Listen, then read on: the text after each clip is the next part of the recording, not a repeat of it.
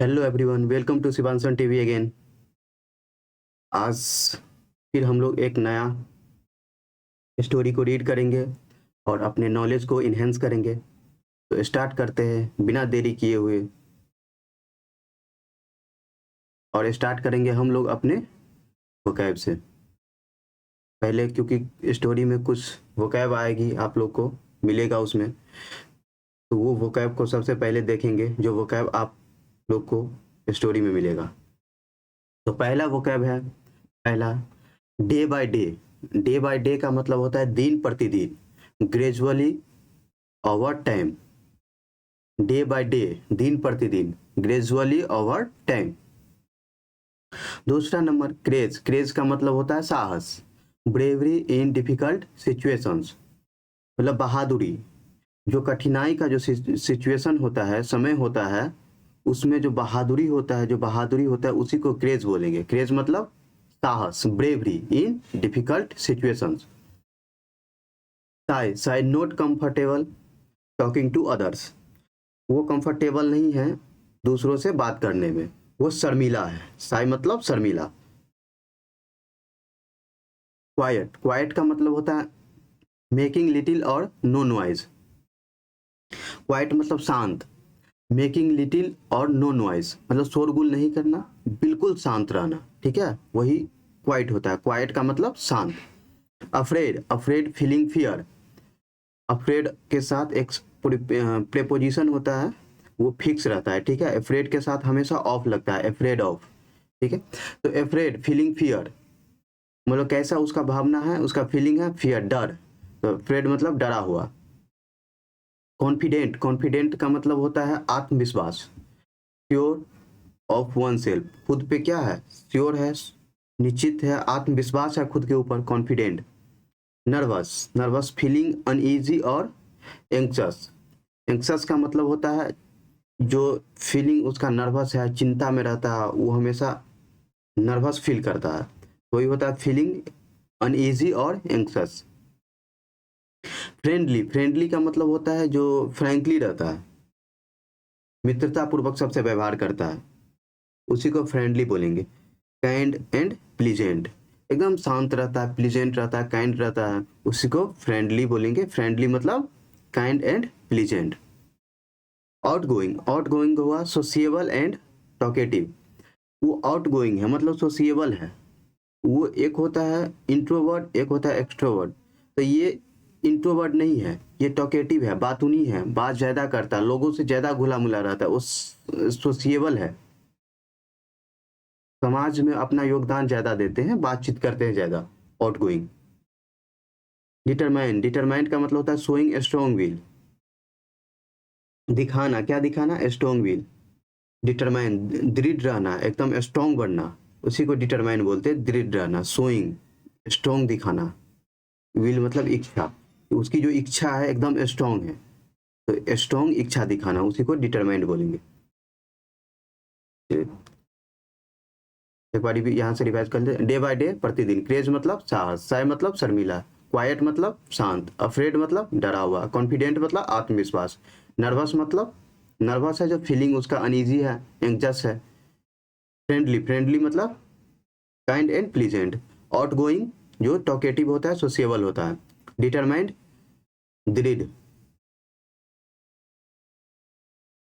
चलिए अब कहानी की तरफ मूव करते हैं और कॉम्प्रिहेंसिव वे में इस कहानी को पढ़ते हैं। Tom was a shy and quite boy. Tom जो था एक शर्मीला और शांत लड़का था। He did not talk much, वह बहुत ज्यादा किसी से बात नहीं करता था। He did not talk much and और he was afraid of meeting new people.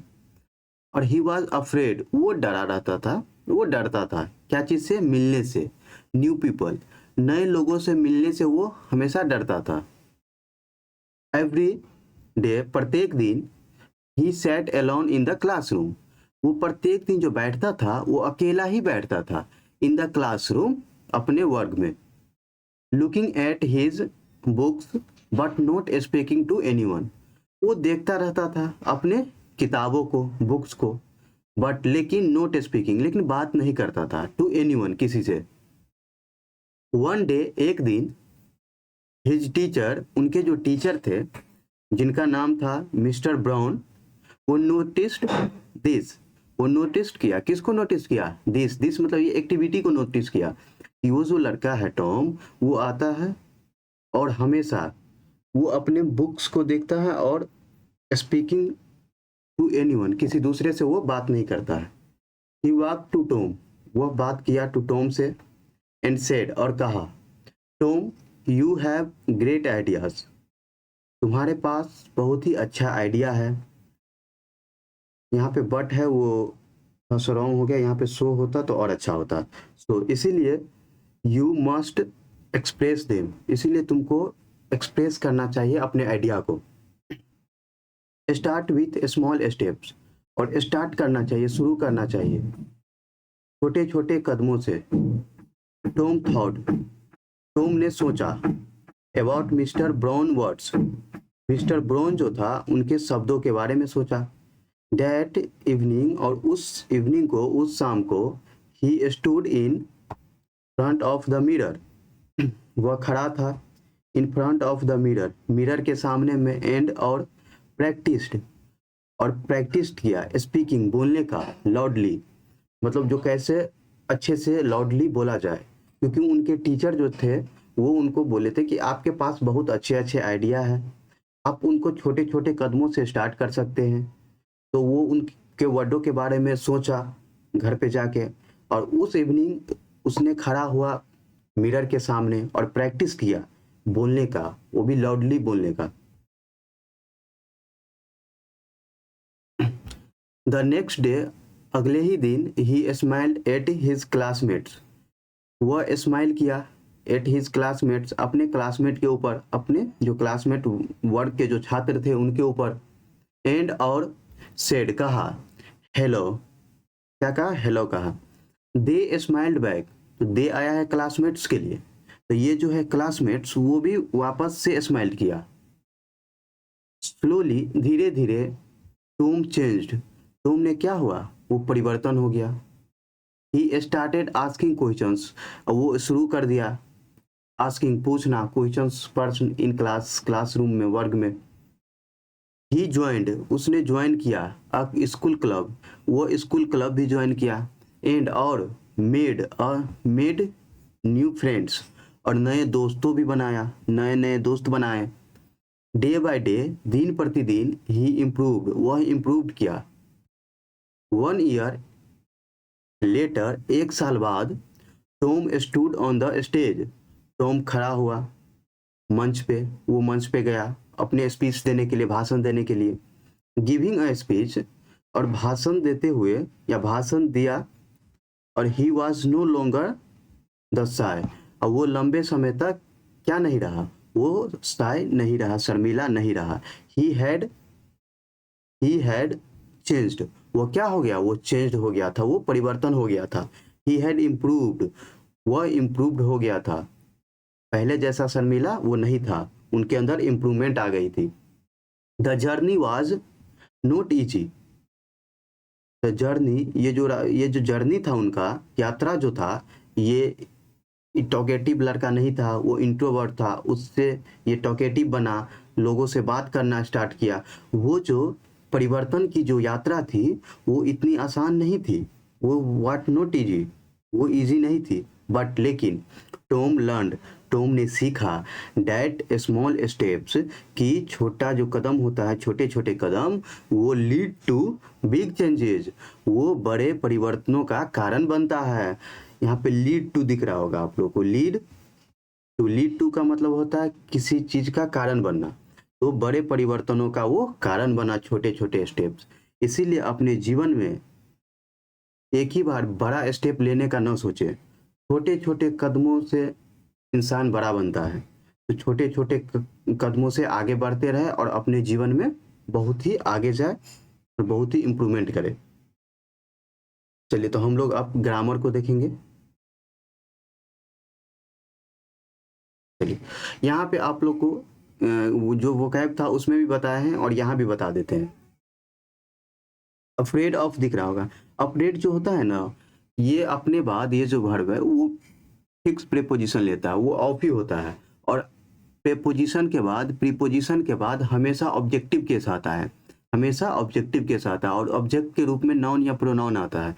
लेकिन जब वर्ब आए तो वर्ब जिरंड के रूप में आता है, क्योंकि जिरंड के रूप में वर्ब जब जिरंड का काम करने लगता है तो वो नाउन बन जाता है। तो यहाँ पे मीट जब वर्ब का रूप है उसमें आईएनजी फॉर्म लग जाता है तो वो जिरंड कहलाता है, ठीक है। तो मीट में आईएनजी फॉर्म लग गया तो ये जिरंड हो गया, और जब ये जिरंड हो गया तो नाउन का काम करने लगा। और जब प्रीपोजिशन का कोई ऑब्जेक्ट होता है तो नाउन या प्रोनाउन होता है, इसीलिए जब ये नाउन बन गया तो ये प्रीपोजिशन का ऑब्जेक्ट बन गया। तो एफ्रेड के साथ ऑफ आता है, वो फिक्स प्रीपोजिशन आता है, उसके बाद ये objective case. He did not talk much, ये जो है पास्ट इंडेफिनिट जो टेंस होता है उनका वो नेगेटिव स्ट्रक्चर है, ठीक है। Subject plus did plus note plus V1 plus object. तो ऑब्जेक्ट यहाँ पे नहीं दिया है, ये एडवर्ब है। ही डिड नॉट, डिड के बाद हमेशा कौन सा फॉर्म, फर्स्ट फॉर्म आएगा। तो डिड के बाद यहाँ पे टॉक्ड कर देंगे तो वो गलत हो जाएगा, यहाँ पे टॉक होगा, क्योंकि डिड हो इसके बाद हमेशा वर्ब का फर्स्ट फॉर्म ही आएगा, फर्स्ट फॉर्म ऑफ वर्ब आएगा। चलिए अब यहाँ पे देखेंगे, ये मस्ट हो गया आपका मॉडल वर्ब। मॉडल वर्ब के बाद हमेशा V1 फॉर्म। वो पिछले 2-3 क्लास जितने क्लास है सब क्लास में आप लोग को बता रहे हैं कि मॉडल वर्ब के बाद हमेशा फर्स्ट फॉर्म ऑफ वर्ब मतलब V1 आता है। तो मस्ट एक्सप्रेस। चलिए नेक्स्ट स्लाइड पर चलते हैं। देखिए यहाँ पे स्टार्ट लिखा हुआ, ये बहुत ही इंपॉर्टेंट है, आप नोट डाउन कर लेंगे इसको, क्योंकि एग्जाम में बार बार ये पूछा जाता है। ये जो स्टार्ट है, स्टार्ट के बाद अगर कोई वर्ब फॉर्म आया तो हमेशा आईएनजी फॉर्म में आएगा। यहाँ पे आप लोग को एरर कब देगा, ही स्टार्ट टू आस्क देगा, यहाँ पे यही सेम टू सेम छाप देगा। यहाँ पे he start to ask, 2 plus V1 infinitive दे देगा आपको, लेकिन बिल्कुल बिल्कुल गलत हो जाएगा, वहाँ पे इन्फिनेटिव नहीं होता है। स्टार्ट के बाद अगर कोई वर्ब फॉर्म आया है तो वो वर्ब फॉर्म आएगा आईएनजी फॉर्म में आएगा, ठीक है। तो स्टार्ट के बाद हमेशा वर्ब आएगा आईएनजी फॉर्म में, इन्फिनेटिव फॉर्म में नहीं आएगा। 2 प्लस V1 नहीं होगा, यहाँ पे आस्किंग होगा, क्योंकि ही स्टार्टेड टू आस्क गलत हो जाएगा, ही स्टार्टेड आस्किंग सही है, ठीक है। तो आज के लिए इतना ही रहने देते हैं। आज आप लोग के लिए क्वेश्चन भी नहीं लाए हैं, कहीं जाना है और वो लेट हो रहा है, इसीलिए आप लोग से क्षमा चाहते हैं। नेक्स्ट क्लास में आप लोग को क्वेश्चन भी मिल जाएगा। तो धन्यवाद, और अपना ख्याल रखेंगे आप लोग और पढ़ते रहेंगे। और नीचे जो वाइट बटन दिया हुआ है उसको साथ जैसे खेलना है आप लोग को खेले, लेकिन वो सब्सक्राइब हो जाना चाहिए। उसके साथ बुरे तरीका से खेलना है, लाइक करना है, सब्सक्राइब करना है। थैंक यू सो मच आप सभी को। और हाँ, एक बात ध्यान रखना है आप लोग को, ध्यान ये रखना है कि जितना भी पढ़ाते हैं उसको नोट डाउन जरूर करें, कॉपी पेन लेके जरूर बैठे और स्क्रीनशॉट करके दोबारा उसको प्रैक्टिस करें, दोबारा पढ़ने का कोशिश करें, क्योंकि आप में इम्प्रूवमेंट तभी आएगी जब आप खुद कोशिश करेंगे, खुद उसको रीड करेंगे और जो भी वोकैब देते हैं उसको याद करेंगे, वो कल पे नहीं छोड़ना है, ठीक है। धन्यवाद, थैंक यू सो मच।